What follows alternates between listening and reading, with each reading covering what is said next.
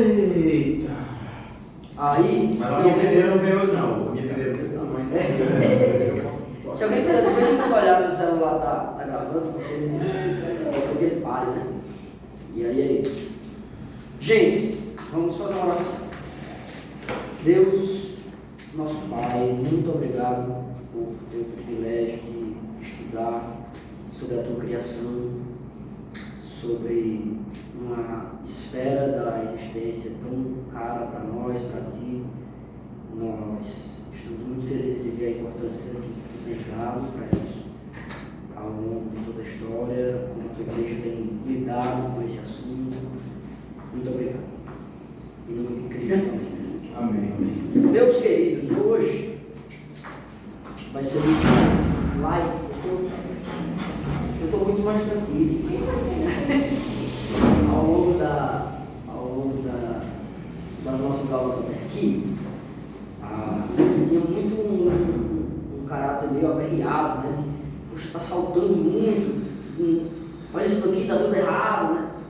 É meio um personagem também da gente se indignar, né? Porque precisa dar uma ênfase a algo que realmente está faltando. E a gente teve essa aula assim, né? Desde a primeira, porque o Schaeffer dá esse caráter, né? No livro dele, e a gente foi lidando com todo esse, né? Com a temática do Schaeffer. Até aqui nós vimos a argumentação do Schaeffer em defesa da sacralidade da arte, da importância da arte.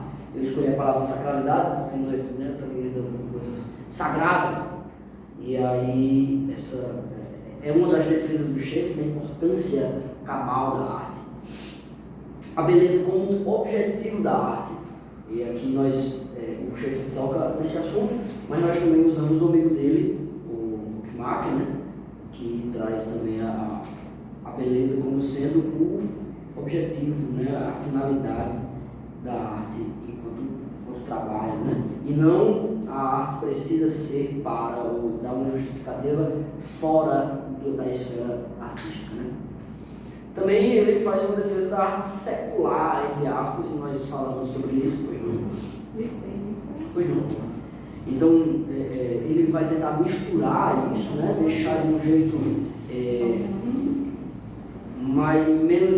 menos quadriculado, né? Entre arte, que é a arte sacra, a arte secular. Ele vai deixar isso mais fluido, até porque o que exalta a criação de Deus é de Deus, né? Então essa é a nossa defesa aqui também. Claro que tem um pimenta nosso, né? Tem um tempero nosso nessa coisa do Schaeffer aí.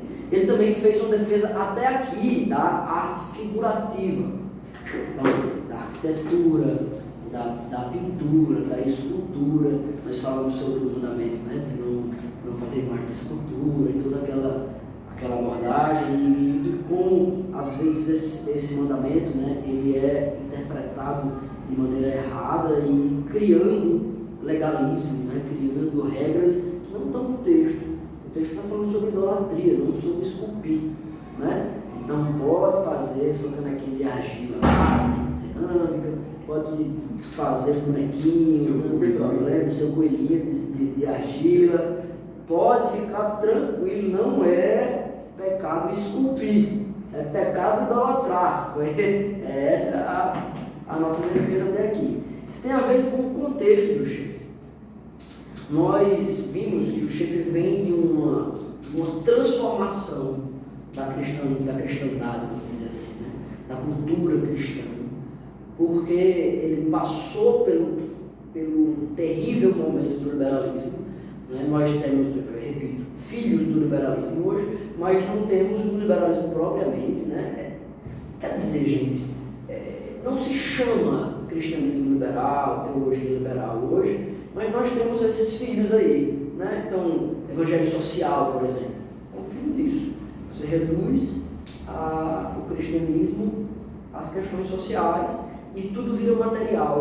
Teologia negra, né? Teologia negra, né? Teologia negra que por um momento começa num momento legal, né? Ali no início do século XX, o que é a comunidade cristã negra se comparando aos hebreus saídos do Egito, Afinal, eles estavam saindo da escravidão. Mas isso vira, né, posteriormente, uma teologia que vai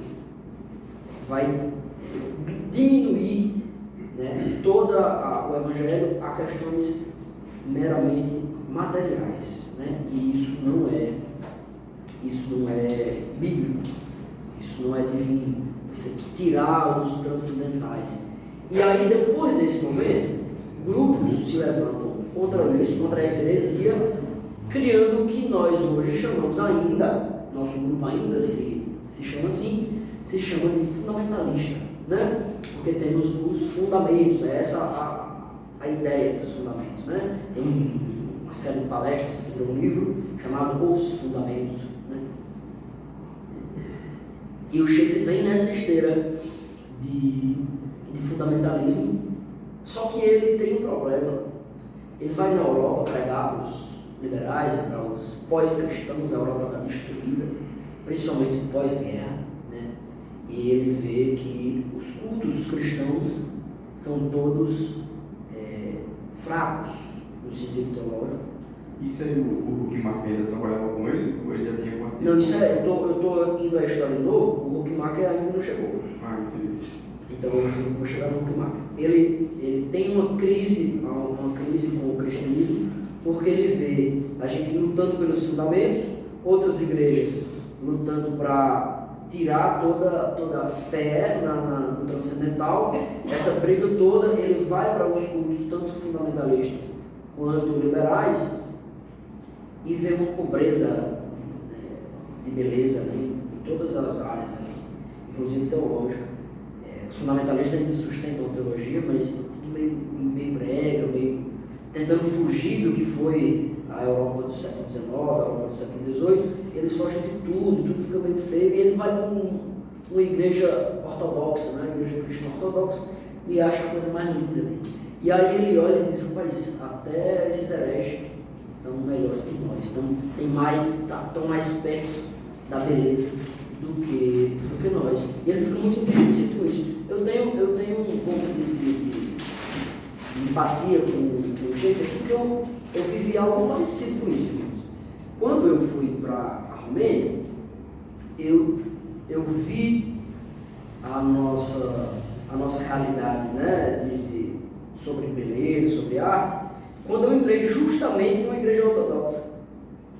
Eu entrei e estava tendo um casamento, e aí, imagina, tinha um quarteto vocal cantando, e aquela coisa linda de morrer. A igreja ortodoxa, ela é menos comprida, ela é mais estreita do que a igreja romana, ela é bem alta, e aquele quarteto parecia uma multidão cantando.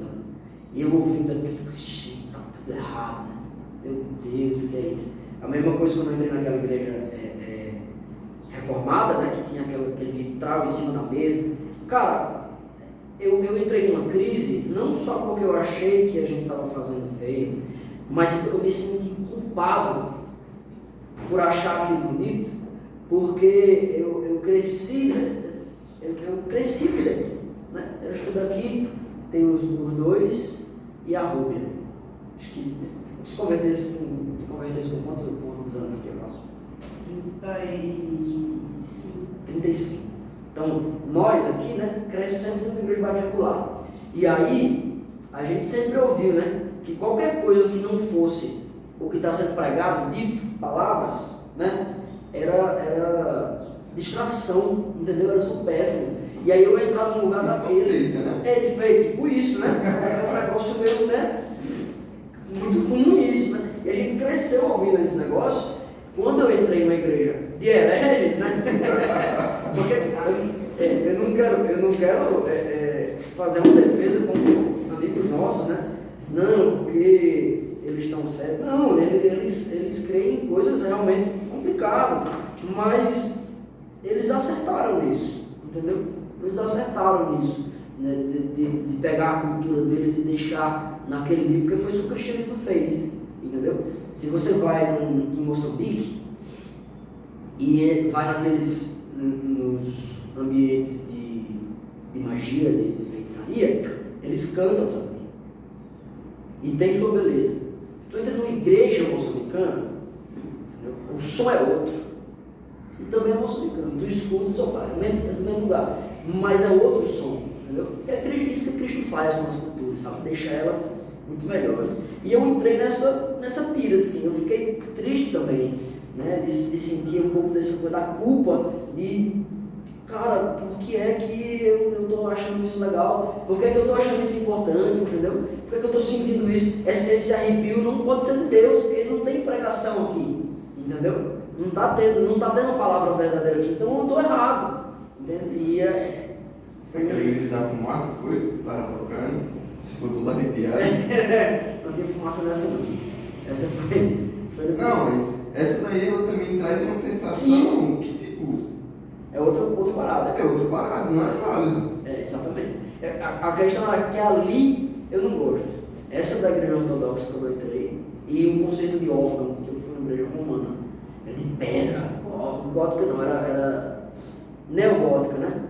Já era do século XIX, mas com aquele estilo imitando, mas aquelas coisas do romano. Coisa linda de morrer, transilvânico assim.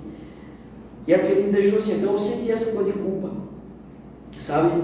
Então eu ficava, as minhas emoções estão me enganando, e eu acho que isso foi mais ou menos o que eu notei do Schaefer falando aqui na coisa dela, no livro dele, né? E aí, depois eu ouvi muitos testemunhos de irmãos turistas que foram para a Europa, foram na Argentina, foram até no sul do Brasil. Eles entraram nas igrejas lá, aí chegavam para mim, sabe, com a viagem, chegava assim e dizia, irmão, eu entrei numa igreja, a coisa mais linda. Eu disse, cara, tem alguma coisa errada. Não, irmão, é que você foi para a Romênia?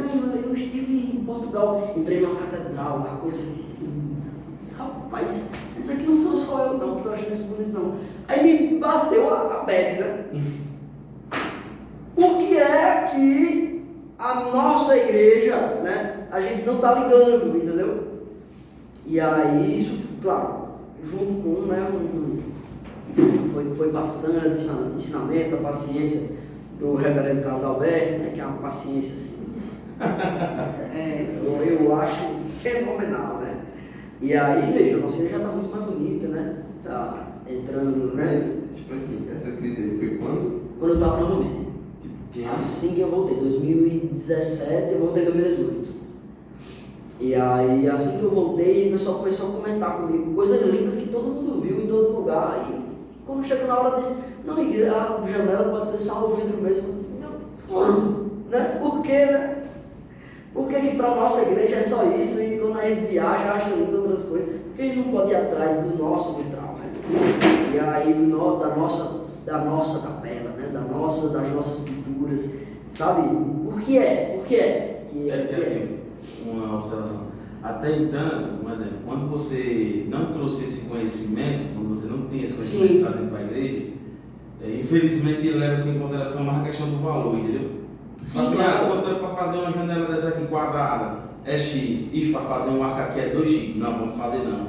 Porque só a funcionalidade e o dinheiro importa. Se ela fecha e é barata, eu sei. Assim, você trazendo esse conhecimento, pode bater de frente com outras pessoas que só pensam na questão da economia, né? Por isso, eu quero fazer com vocês. É o pragmatismo, né? O pragmatismo utilitarista. Eu quero fazer com vocês, já tem pouca gente, era para eu ter feito esse pacto no começo. Eu quero fazer um pacto. Uma sessão. Assinar em logo. Eu quero fazer um pacto com vocês, assinam aqui embaixo. Eu pensei que eu precisava do meu sangue. Não. Assina aqui. Eu quero fazer um pacto para quando nós formos fazer qualquer reforma estrutural na igreja, estética, quando for questões musicais, tudo isso, eu quero que nós pensemos juntos, estejamos juntos, dizendo assim, gente, tudo bem, nós não queremos coisas não funcionais, certo? Nós queremos coisas funcionais. E bonitas ao mesmo tempo. Mas eu quero que a gente pelo menos coloque a beleza no mesmo lugar da funcionalidade. Entende? Uhum. A beleza tem que estar no mesmo lugar da funcionalidade. Tá bom? Eu disse, pelo menos isso. Não quero nada que não sirva para outra coisa. Tá, tudo bem. Eu abro mão de coisas só para enfeitar, por enquanto. mas que a gente pelo menos pense juntos que o que tem que funcionar também tem que ser bonito. Por um motivo muito simples, irmãos. Isso aqui é um lugar sagrado. Não pelo lugar em si, pelo tijolo, certo? Mas pelo que a gente faz aqui. Entendeu? É o que a gente faz aqui dentro. Viu, diretor financeiro? Fica aí, já é bom que tem um jeito. É bom que né? Ó, não tem A não. primeira coisa é tirar aqueles fios dali, que aquilo mexe Pressão. tanto com o meu. Isso mexe com todo mundo, gente. Aqueles fios são terríveis. Eu aceitei a acostumei. Foi? Já incorporou a história. Duas coisas que eu não vou acostumar nunca, aqueles fios e o louvor tá ali na frente. Laísia, você Na frente? Ele pode estar lá, em cima da casa. Ladinho. De ladinho. Frente ao altar. E escutando isso da pessoa que brigava para deixar aquela cortina vermelha. Eita, menina, cara. Não, eu Eu não. queria cortina vermelha. Ei. Cala a boca. A Eu cortina já estava aqui quando eu cheguei, eu briguei para tirar ela. Eu estava clarinha, que a bicha era feia. Eu concordo com o pastor Carlos, sabe? É muita paciência. Acho que ela era da A fundação. nossa igreja hoje está linda. Linda, linda, tá? Eu conheci Linda, nossa. Canaã em 98. Foi? Ai, faz Vim muito. aqui a primeira vez em 98. Nossa. Depois Deus me salvou em 2011. Gente, Canaã é outra igreja. É outra igreja, É coisa, está igreja. linda demais. Tá Outra doido. igreja. Quem sentou naquele banquinho de madeira. E Os assim. bancos eram bonitos, só era ruim, né? É, Se fosse de madeira e fofinho, É, você Não tinha não para coisa coisa. desse. Uma madeira outra fofa. coisa. Uns estofadinhos. Outra coisa. As nossas igrejas, assim como falou, usando a fala uma vez que eu ouvi da Ana Campanolo, Aham. as nossas igrejas, ela falou da presbiteriana, no caso, que ela, Sim. na época ela frequentava a presbiteriana. Ela falou que as nossas igrejas conservadoras parecem um salão do Sebrae. É? E assim, quando eu ouvi, eu concordei com ela, porque assim, eu vim do catolicismo, só que assim, eu acho bonito a igreja Sim. católica. É bonito. E assim, pra mim, quando eu cheguei aqui numa casinha velha, eu trocar a igreja do Salesiano, Sim, tava o louco. Canaã, foi obra do Espírito Santo da minha vida. Aquele Porque fundo em cima da foi casa. uma luta dentro de mim. Eu olhava, era morteira para todo lado, a casinha já caindo. Não tem E crédito mais não. aquela igreja linda, Aham. né? E nossa sala hoje que é aqui era debaixo do pé de manga. Quando eu ouvi essa fala dela, Massa, tá? eu fiquei feliz porque eu aprendi que poderíamos se conhecer e apreciar a beleza, mas ao mesmo tempo eu me entristeci com ela, Sim. porque ela saiu do meu evangelho porque ela critica essa ideia da arte. É, não é motivo. E assim, eu pensei assim, poxa, uma coisa tão fútil. Eu posso ser crente e trabalhar com o tempo, ser grato, como eu te falei naquele dia, Sim. ser grato pelo que fizeram, pelo Sim. que receberam, É. entender a forma que é errado e vamos consertar a partir daqui. reformado do lado de dentro, ele está do lado de dentro, Sim, né? é. Já disse que muitas igrejas por aí. Né? É. É muito fácil ele estar do lado de fora. Sim. Agora, Cristo do lado de dentro, para reformar. É, pra gente. Você tem a reforma integral que está dizendo, né? Uma reforma no tempo assim, reforma Aham. de mentalidade, pensamento sobre a arte e tudo. Não esqueçam do que nós vimos aqui com o Huckmark. O Evangelho não precisa da arte, certo? Não precisa. O Evangelho não é uma opinião nossa. Ele não é uma base para opiniões políticas, para opiniões artísticas. O Evangelho é a verdade. É por causa dele que nós pensamos nas outras coisas. Entende? Por causa dele. Eu saí do Evangelho por causa de arte é o contrário do que nós estamos defendendo aqui. O contrário. Nós pensamos em arte por causa do Evangelho. É isso. Pensamos em beleza por causa do Evangelho. E por falar em beleza, né? Nós vamos falar sobre uma coisa muito linda. Nós vamos falar sobre belas palavras. Belas palavras. Vamos ter uma aula mais leve. Eu estou leve, eu estou zen. Eu passei o final de semana, né? Namorou com Eu sou uma pessoa Ai, tá. sem estresse. Eu tomo uma paciência parecida com a do pastor Carlos. Um mel. Né? Suave. Mel de abelha. Vamos falar sobre a poesia. Então, eu acredito que do lado da música, a poesia é a linguagem do cristianismo mais benquista, né? A linguagem artística do cristianismo, né? Mais benquista, acho que todo mundo gosta. Claro, poucas vezes ela é recitada propriamente, ela é mais cantada, né? Talvez essa prática poética tenha se restringido a essas letras das canções.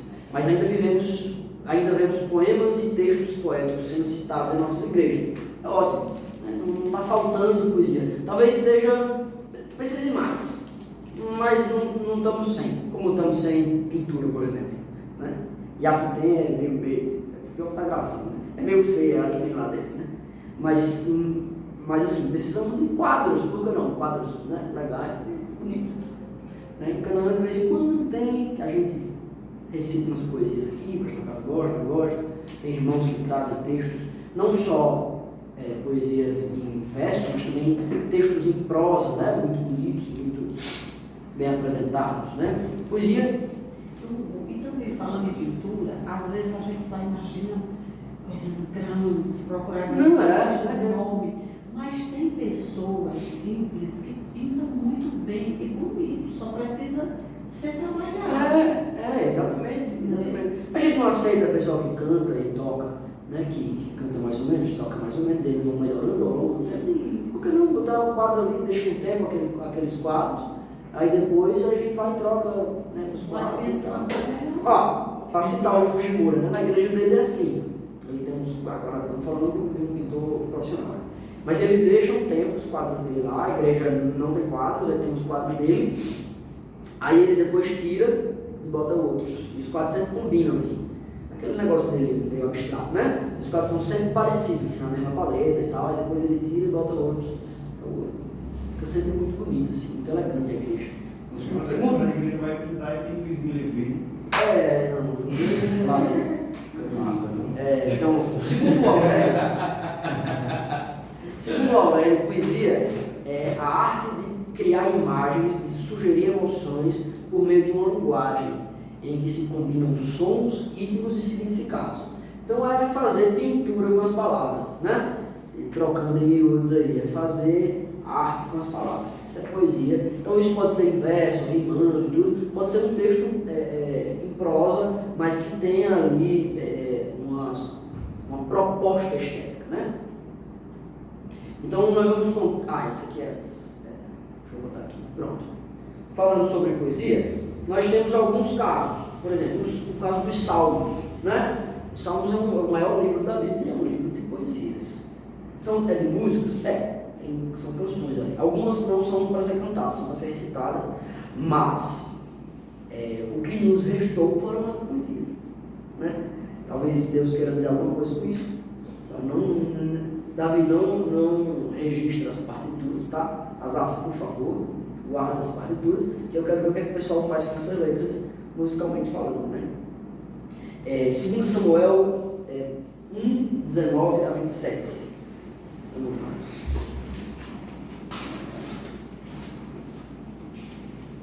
2 Samuel 19. Capítulo 19? Não. 1. Capítulo 19 e 1, não? Não, vou contrário. Capítulo 1, versículo 19. Então eu pensei assim. Até 80. Foi o capítulo 1, versículo 19 a 27. Olha só. O seu esplendor, ó Israel, está morto sobre seus montes, como caíram os guerreiros. Não conte isso em Gate, não proclame nas ruínas de Ascalon, para que não se alegrem as filhas dos filisteus, nem exultem as filhas dos incircuncisos. Ó colinas de Gilboa, nunca mais haja orvalho nem chuva sobre vocês, nem campos que produzam trigo. A trilha sonora da narração. Nem campos que produzam trigo para as ofertas, porque ali foi profanado o escudo dos guerreiros, o escudo de Saul, e nunca mais será polido com óleo do sangue dos mortos. Gente, isso aqui é o quê? É uma poesia de que caráter? É uma ode militar, né? É uma ode de um hino militar de vitória, não é? Não Mas mais uma vez o chefe fazendo aqui, ele escolhe esse texto para mostrar uma homenagem à guerra, né? À vitória da guerra. Né?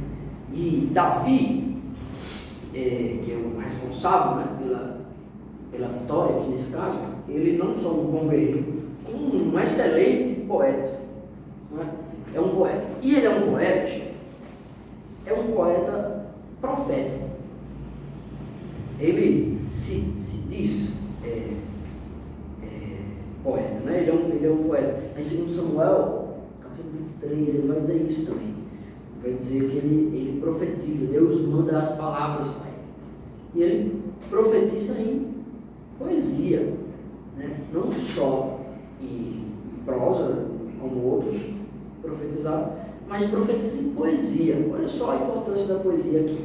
Então, é feito de maneira poética. Né? A Bíblia começa com uma poesia da criação. Né? Temos uma poesia sobre Cristo lá em Colossenses. Né? Tem poesia no livro do Apocalipse. Né? Paulo faz poesia no livro de Romanos também. Né? Quando ele faz um medley, um poporri de hinos, né? De salmos, que os judeus falavam sobre os gentios e usou isso contra os judeus. Quando ele diz assim, não há um justo nenhum sequer, não há quem faça bem, não há quem busque a Deus, todos se extraviaram, aquilo ali, a garganta deles, a boca deles, a língua deles, seus pés são ágeis para fazer o mal. Aquilo ali os judeus cantavam sobre os gentios, e Paulo faz uma mescla de salmos e canta para eles, né, e escreve a poesia, para os judeus olharem e dizer, como assim, Paulo? Aquilo é uma tapa na cara, né? É um negócio assim de sofrimento mesmo para os judeus. Dizer, olha, o que vocês diziam dos ímpios é sobre isso que eu estou falando para vocês, isso é contra vocês.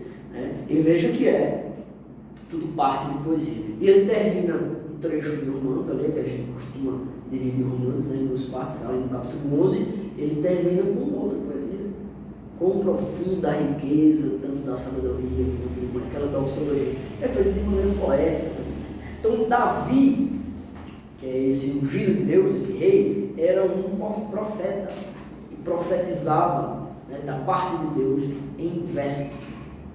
Isso é confirmado lá em Atos capítulo 2. Ele diz isso, né? Então o chefe ele parafrasia Davi dizendo assim: sim, eu era profeta de Deus. E como escrevi?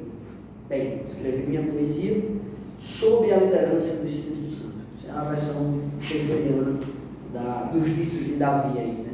Nem toda arte é Deus falando, tá? Às vezes é o ser humano falando, e a arte humana faz parte, né, da criação. Por exemplo, da natureza humana, né?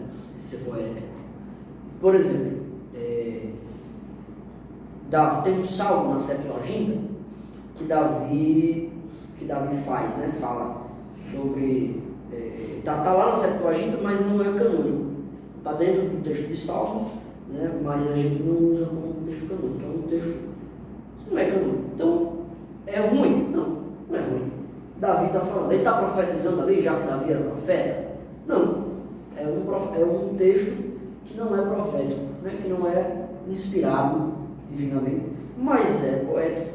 Né? Então, ele não é tão inspirado, a poesia não é inspirada, então tudo bem também. Né? Ele diz assim, ó: eu era pequeno entre meus irmãos e o mais jovem na casa do meu pai.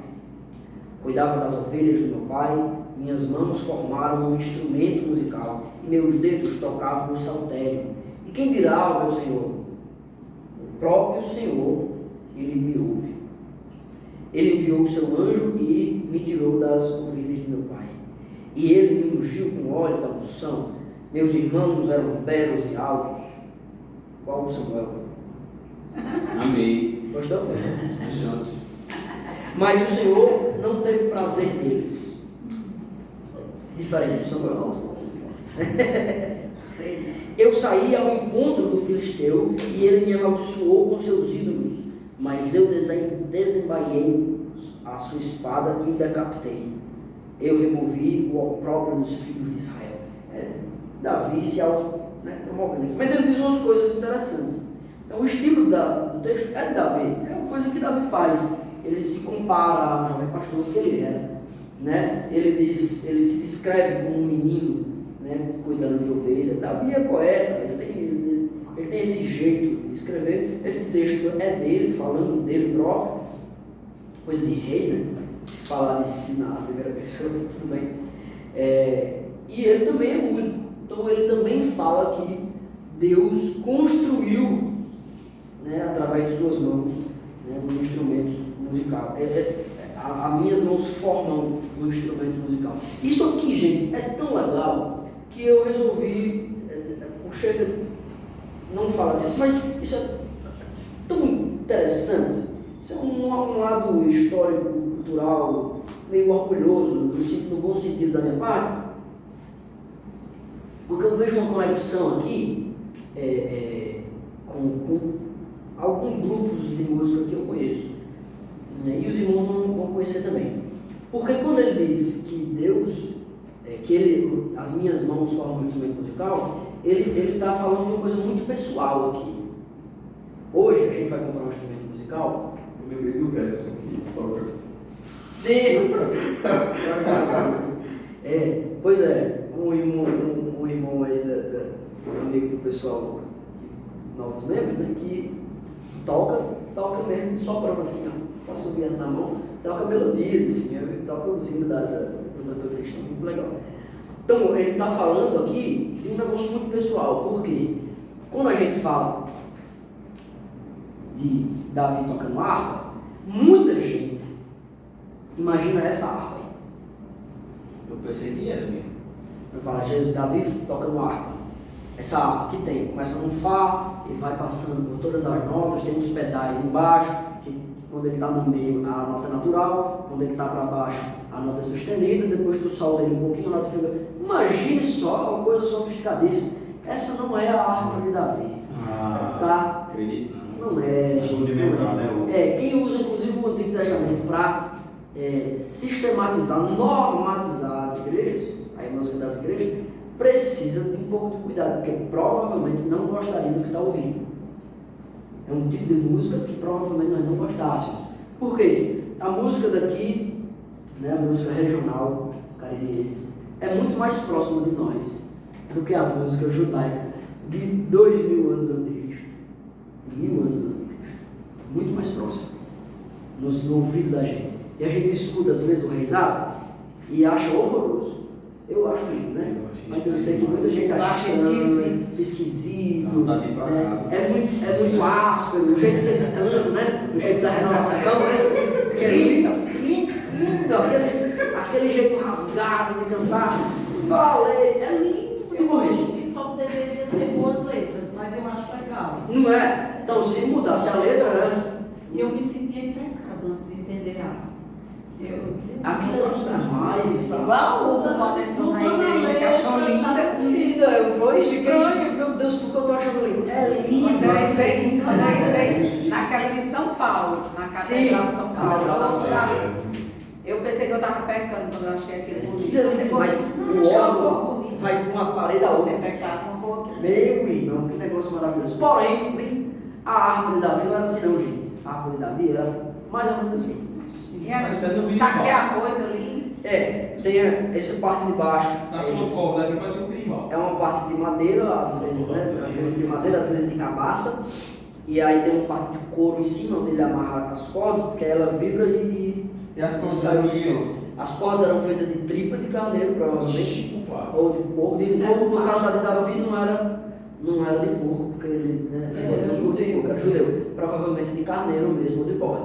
Então, e outra, cada instrumentista afina seu instrumento do jeito que quer, com as notas que quer. Não tinha diapasão, né? Não tinha diapasão, entende? Então, quando a gente diz que eu vou comprar uma guitarra, o cara que vai comprar uma guitarra, ele sabe que se ela tem 6 cordas, ele sabe que cordas comprar, entendeu? Aqui não. Aqui ele mata o carneirinho dele, pau, deixa a tripa secar, enrola, deixa ela secar, faz a cordinha dele, ele afina até onde der, porque às vezes ela quebra também, né? Afina como dá e o som que ele acha mais interessante. Então, quando ele diz que Deus me fez de instrumento musical, ele está dizendo assim, Deus me moldou.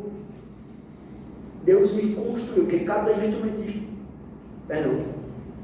constrói o seu instrumento. Instrumentista, luthier, afinador, tudo. Tudo é tudo, entendeu? Então, o que é que a gente tem hoje de possibilidade de saber a afinação das coisas? Coisas que não mudavam a afinação, tipo flauta, entendeu? Flauta não muda a afinação. Até o século XVIII, gente, e o século XVIII foi ontem. Isso aqui é 1000 a.C., né? Então, só de nós para lá tem 2000 e cacetada anos, né? Então, o século XVIII está aí, tem 300 anos, né? Então é pertinho. Então, imagine só que até o século XVIII nós não tínhamos uma sistematização de fato dos instrumentos musicais. Então, Até o século XVIII? 18. A gente começa a ter umas preferências em relação às guitarras e aos instrumentos de corda friccionada, né? Violino e tudo, mas é tudo assim, ainda muita gente usa o seu instrumento do jeito que quiser. Você pega as cantadas de lá, tem muita coisa escrita ali que tu olha e diz, rapaz, não tá na mão como ele gosta de escrever. Por quê? Provavelmente o cara que tocou para ele aquele dia escreveu com um instrumento que o cara tocou de outro jeito. Então a organização musical foi a partir do século XVIII?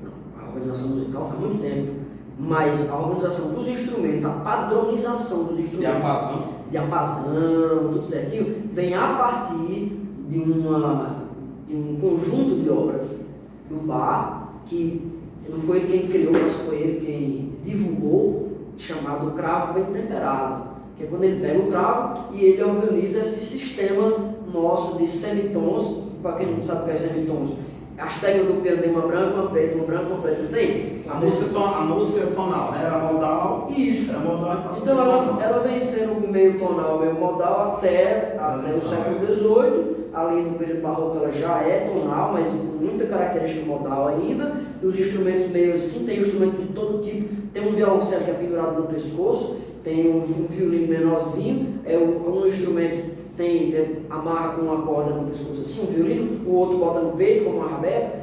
Como é que é? Não, gente, cada um toca. Aí foi sistematizando e com as propostas científicas do século XVIII é que as sistematizações vieram. Mas até lá, cada um fazia do seu jeito, olha que coisa linda. Na tora. Então, deixa eu só mostrar aqui rapidinho. Olha só isso aqui a gente olha na Bíblia assim, alaúde, né? Eu não encontrei um alaúde da época, mas isso aqui é um alaúde árabe, certo? Provavelmente mais perto. Não tem traste esse danado. E Aqui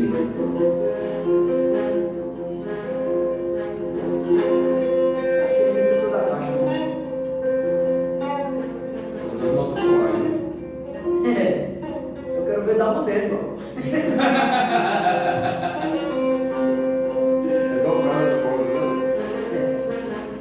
Alguns sim, nem todos, aí fica misturado. Esse é um alaúde árabe, né? Olha só o alaúde ibérico, né? Que já é. Não, mas é brincadeira, mas tem um padrão aí, né? Tem um padrão. Me diz uma coisa, antes do século XVIII não tinha esse negócio de essa música é do Tom e Dó. Não tinha isso aí não, né? Então, começa a ter, justamente no século XVI. Começa a ter, mas não era desse jeito. Esse negócio de modal que tu fala, como é esse modal? É justamente outro tipo de escala. Depois eu explico com mais É mais calma. complexo. Que aí é uma aula só de música, né? Hoje é tonal, antes era modal. Mais Olha só, esse aqui é um alaúde europeu, né? Além da Venezuela.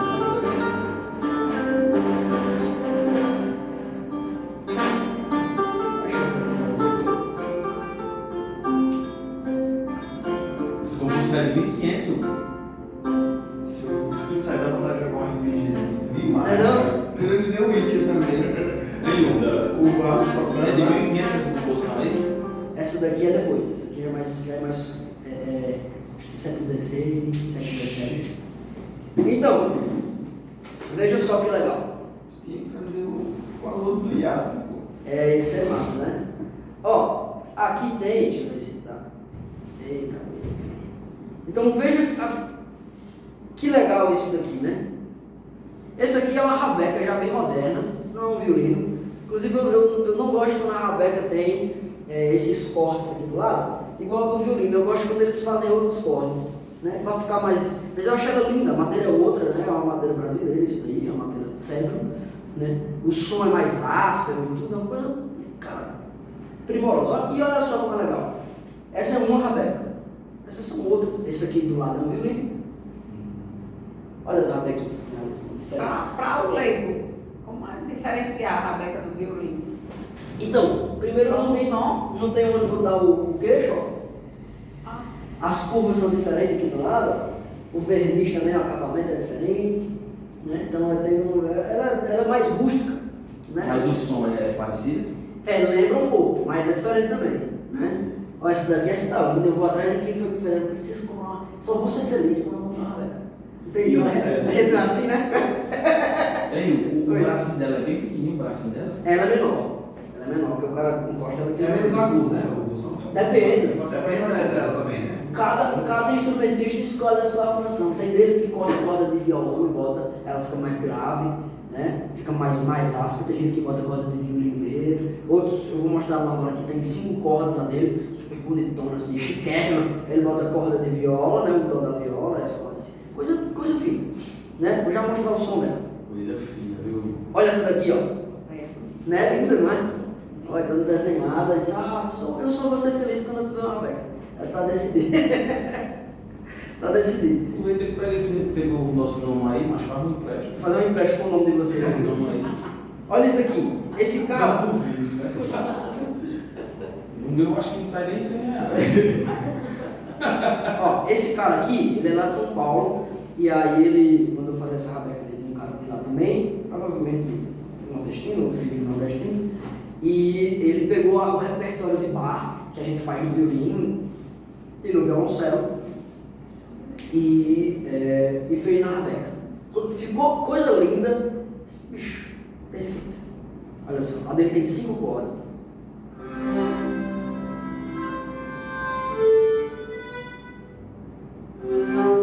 Vê que o som dela é mais carrasquento, né?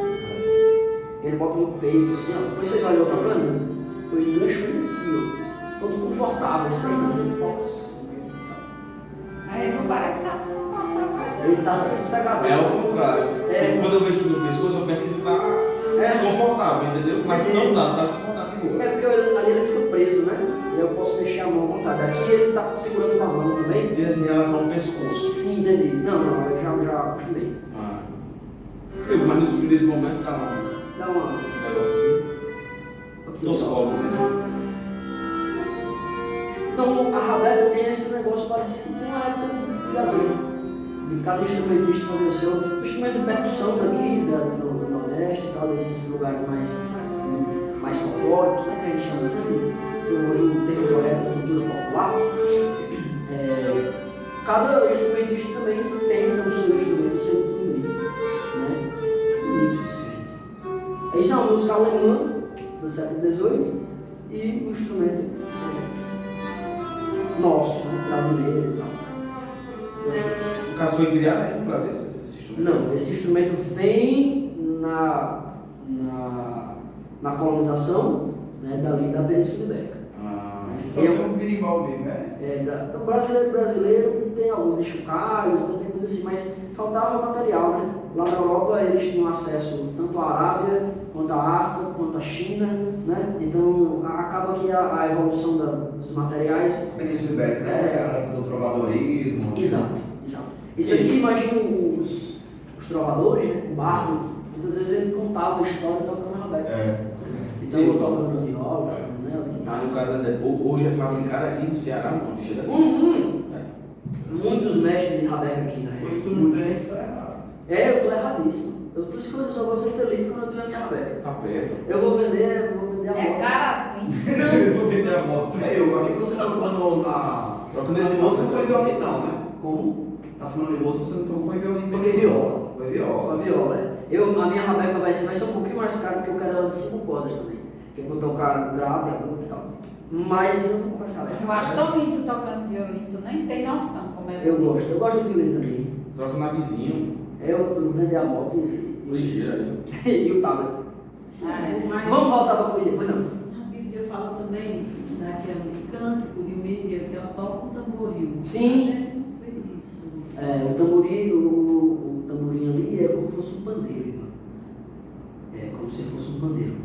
Melhorou ainda o texto, você melhorou. Você achou mais legal, né? Era mais- É mais fácil.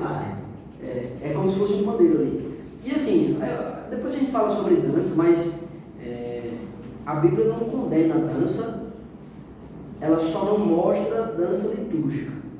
Porque tem uma diferença, né? Entendi, verdade. Não tem uma dança na hora do culto. Entendi. Entende? Mas Nas festas que nas os festas, crentes inclusive faziam, né? dançar em adoração mesmo. É. Só não era Que foi no caso de Miriam, no né? caso de Miriam, no caso de Davi. É uma adoração, né? né? Um texto não litúrgico, né? Isso. A gente tem, porque a nossa cultura se mexe um pouco menos, mas a gente faz, quando está muito alegre, faz assim, bate palma, bate mais perto.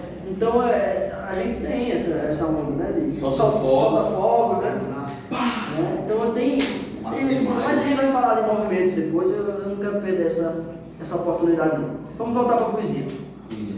Então, Davi, ele diz assim, quem vai ouvir, quem vai dizer para Deus a minha poesia, né? Quem dirá ao Senhor, ao meu Senhor? E ele diz, o próprio Senhor me ouve. Outra coisa muito legal, no caso ali de Davi, é que ele cantava ou recitava a poesia sozinho, só ele com as ovelhas. Então ele tinha consciência, desde novo, de que aquela expressão, né, de beleza, Deus ouvia. Então não se preocupe em cantar sozinho, falar sozinho, fazer suas orações em voz alta, né, tentar deixar esse momento bonito. Né? Não se preocupe, Deus está lhe vendo, e Ele gosta de arte, Ele gosta desses rituais de beleza, né, assim, Ele gosta. Hoje em dia não, mas antigamente você via crentes andando na rua, olhando para as nuvens.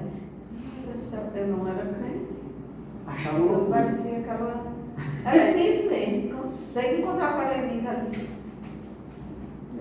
Bati no muro. Acordar minha prima. Parece que vai ficar doida. Porque geralmente quando a gente não é, a gente fica mais ainda. Pois é, gente. Chefe gosta de enfatizar a coisa de ter arte na Bíblia que não tem proposta religiosa, né? Não é um texto litúrgico, um texto religioso. Ele gosta de falar muito disso. Chama de secular, né? E aí uma dessas é Cantares, né? Cantares é uma poesia romântica, uma obra de arte romântica, lindo, né? Então é bastante sensual, inclusive, né? Então vejam que é muito assim. A poesia é belíssima, é impressionante, né? Ela está na Bíblia e não é gospel.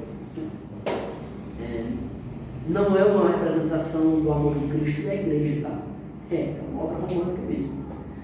Deus usa o amor matrimonial para simbolizar Cristo e a igreja. Mas Cantares não é isso. Quando eu li Cantares a primeira vez, eu disse, isso é bíblico. Isso aqui é para ter na Bíblia mesmo.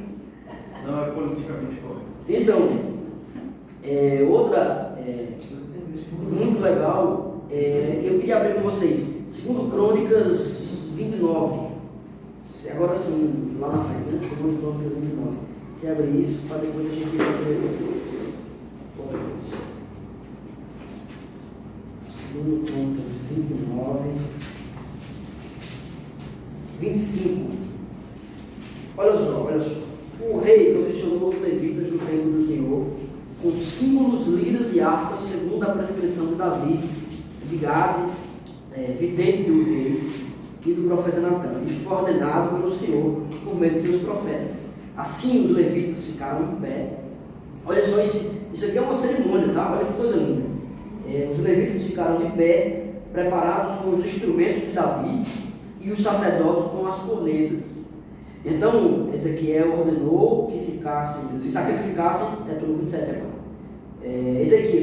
Ezequias ordenou que sacrificassem o holocausto sobre o altar. Iniciado o sacrifício, começou também o canto em louvor ao Senhor, o som das cornetas e dos instrumentos de Davi, rei de Israel. Toda a assembleia prostrou-se em adoração enquanto os músicos cantavam e os corneteiros tocavam, até que terminou o holocausto. Então o rei e todos os presentes ajoelharam-se e adoraram. Olha só que cerimônia bonita, cheio de coisa aqui, né? Imagine que o templo está lá de arquitetura, uma coisa muito bonita, a adoração está acontecendo, tem poesia sendo cantada, tem instrumentos musicais, o holocausto, sabe? Cara, que cena maravilhosa, que cena maravilhosa. Então eu imagino que aqui Ezequias está retornando à adoração correta. Aqui ele já quebrou Neustã, lembra da aula passada, né? Quebrou os ídolos, a serpente de bronze. E Ezequias está voltando aqui para o momento de adoração real. Restaurou a instrumentação davídica, dá aquela orquestra. Cara, que lindo, que lindo. Que momento lindo. Então é isso aqui, gente, que nós queremos. Entendeu? Nós queremos isso. Queremos uma adoração bonita, num lugar bonito, feito para Deus, com instrumentos para Deus, com poesia, sabe isso? Cara, que situação. Eu fico assim, pensar, sabe? Que é lindo demais. Tá, vamos ler umas coisas. Eu gosto dessa daqui, ó. Vou começar com uma de lamento, assim, né? Na lama da moral, tão chafurdado, um bêbado atrai as multidões. Palhaço da canalha das paixões, escravo, cambaleia, desgraçado. E se contorce em convulsões, como se fora um cão envenenado, vomita, titubeia e debruçado, estende-se no pó nas podridões. Então ali, no lamaçal profundo e negro das paixões que o levou, o vício vil que em pouco o dominou. Eis, pois, que é o mais nojento desse mundo, torna a tragar como um chacal imundo aquilo que ainda há pouco vomitou. Falando sobre um bebê, não é bebê? O nome disso é de Imaim Lacerda. Que texto, né? O jeito que ele propõe assim, né? Essa poesia. Tem poesias mais bonitas, assim, sobre. Não bonita no sentido da poesia bem feita, porque essa está muito bem legal, né? É um soneto. O soneto tem 4 estrofes, que são aqueles bloquinhos, né? E os versos são as linhas da poesia. Então, eles são 4 estrofes, as 2 primeiras com 4 versos, e as 2 sonetos, né? E as 2 últimas com 3 versos. E aí tem um esquema de sílabas poéticas também que tem a ver com o ritmo, né, da poesia. Muito legal. Essa daqui não é um soneto não, olha como ela é bonita. O nome dela é O Preço da Felicidade. Essa eu já li também aqui, eu acho. Senhor, em busca de auras bonançosas, segui na vida os plácidos caminhos. Mas eu só pude conhecer as rosas, ferindo a mão na ponta dos espinhos. Deus, que derrama bênçãos dadivosas, diluindo a aridez dos meus caminhos, não fez brotar espinhos entre as rosas, mas rosas fez florir entre os espinhos. Hoje, a vida são flores primorosas, que encobriram os cardos dos caminhos. Se tenho na alma a maciez das rosas, tive antes as picadas dos espinhos. Na glória, verei entre calmosas plagas de luz, de amor e de carinhos. Senhor, minha coroa feita só de rosas, custou a tua feita só de estrelas. Tu já leu isso lá na igreja? Cara, que texto! Você já tem rimas mais planejadas, né? Essa, já tem rimas Mas mais é interessante, só uma Foi não. Chama a nossa atenção falando sobre poesia e música nessa relação. E a literatura sapiencial, no caso, Sim. né? Salmos, provérbios e a literatura poética, cantares aí, aponta tanto para as origens filosóficas, a Bíblia como fonte de reflexão e saber, né, e sabedoria, e para as raízes poéticas também, que é interessante, né?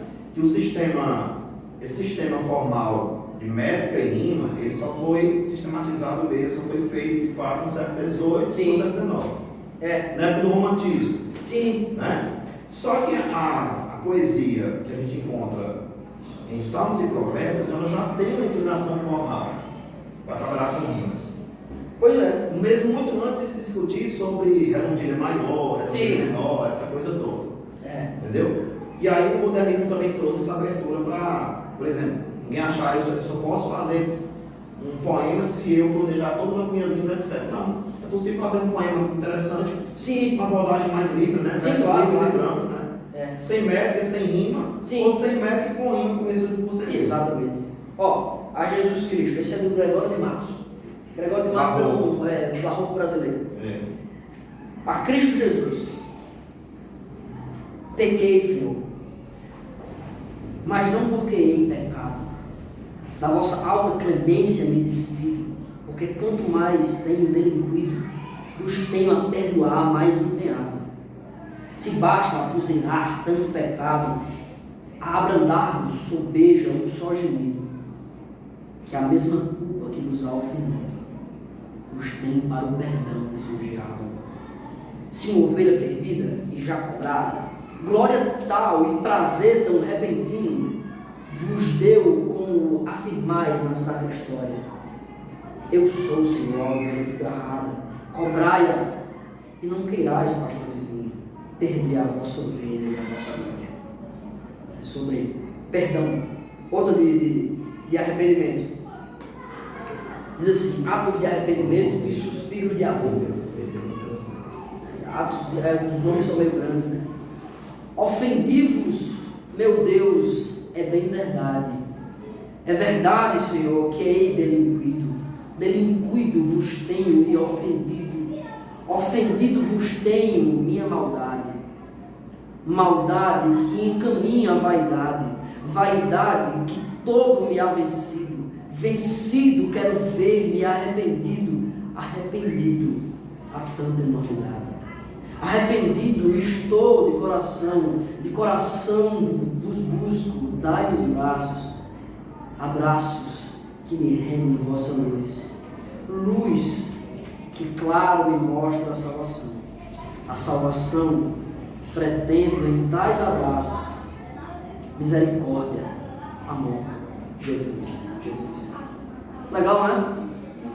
Muito legal isso aqui, muito legal. E aí tem, claro, esse mesmo poeta, né? Tem. Manda só esse menino mais pra lá. Tem poemas satíricos, né? Um poema político aqui. O nome dele é. Ele tinha poemas eróticos, sensuais também. Sensuais também, poemas líricos, poemas, tem tudo. Esse aqui é legal, ó. É a sátira a um desembargador que prendeu um inocente e soltou um ladrão. O nome da poesia é enorme, né? Por isso que ele ficou conhecido como Boca do Inferno. Boca do Inferno. Senhor doutor, muito bem-vindo seja a esta morfina e mísera cidade. Sua justiça agora e equidade e letras com que a todos causa inveja. Seja muito bem-vindo, porque veja o maior disparate e iniquidade que se tem feito a uma e outra idade, desde que há tribunais e quem o veja. Que lhe há de suceder nestas montanhas como ministros em leis tão pouco visto, como previsto em trampas e maranhas, é ministro de império, mero e misto, tão Pilatos no corpo e nas entranhas, que soltam Barrabás e prendem Cristo.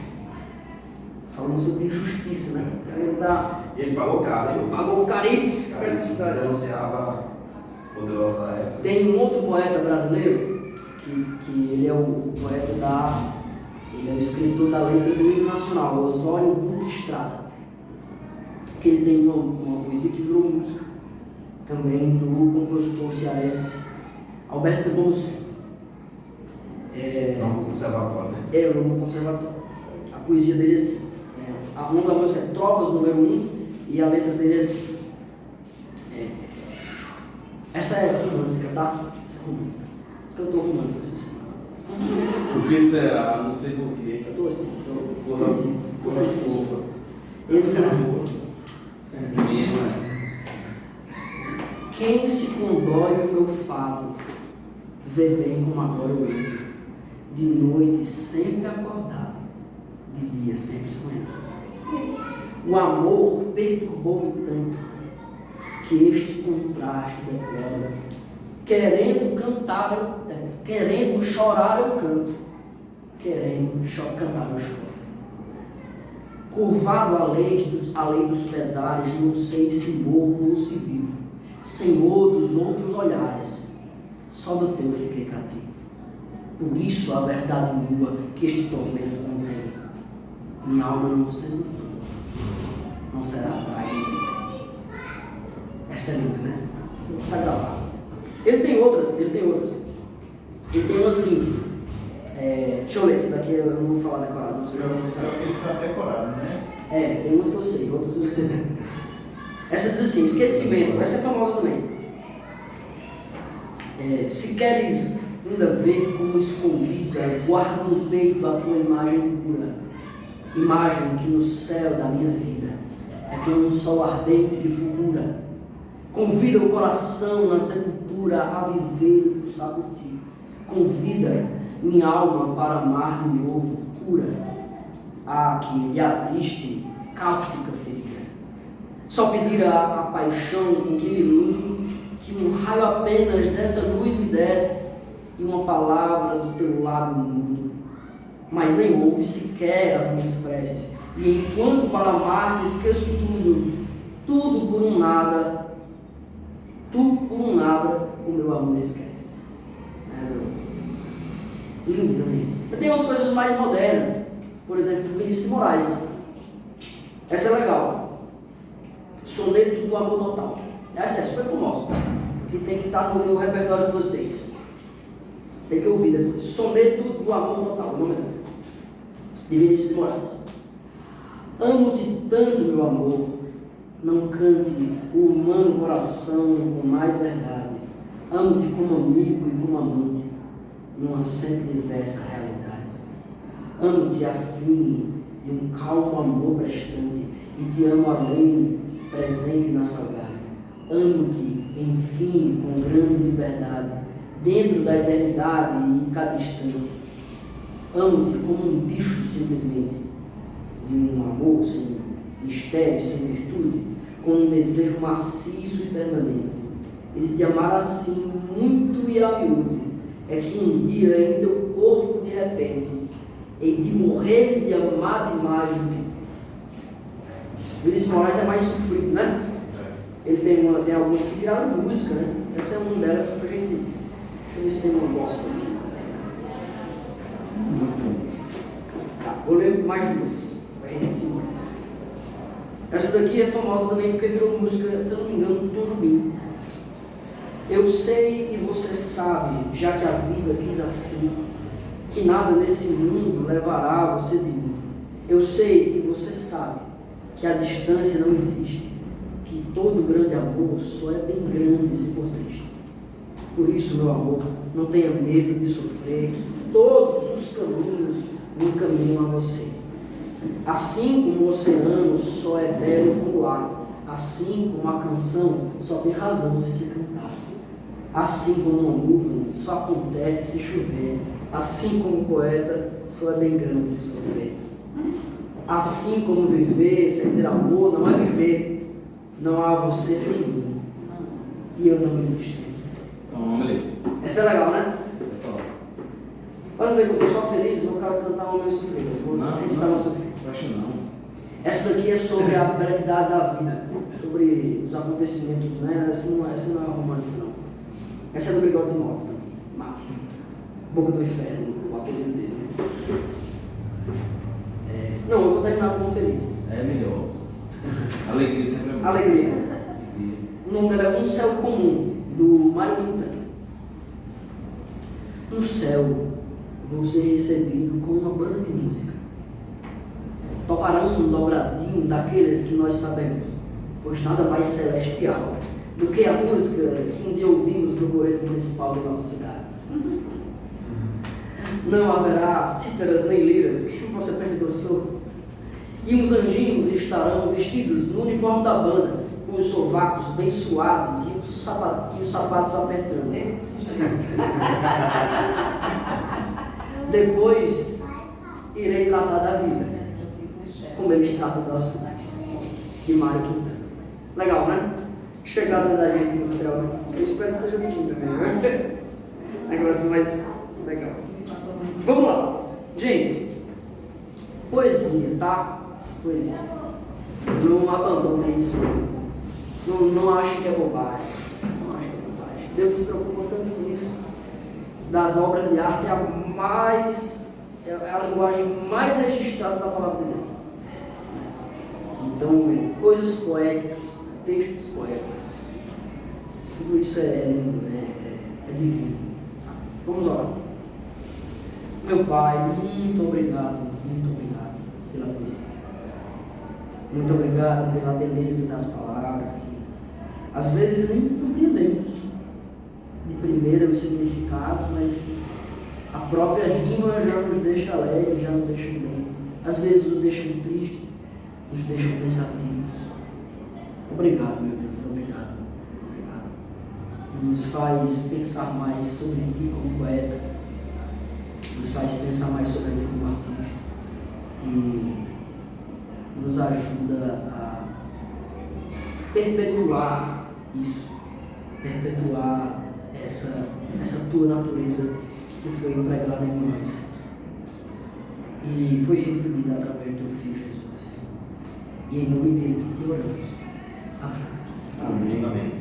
Gente, um beijo. Até mais tarde. Um cheiro. Beijo do gordo.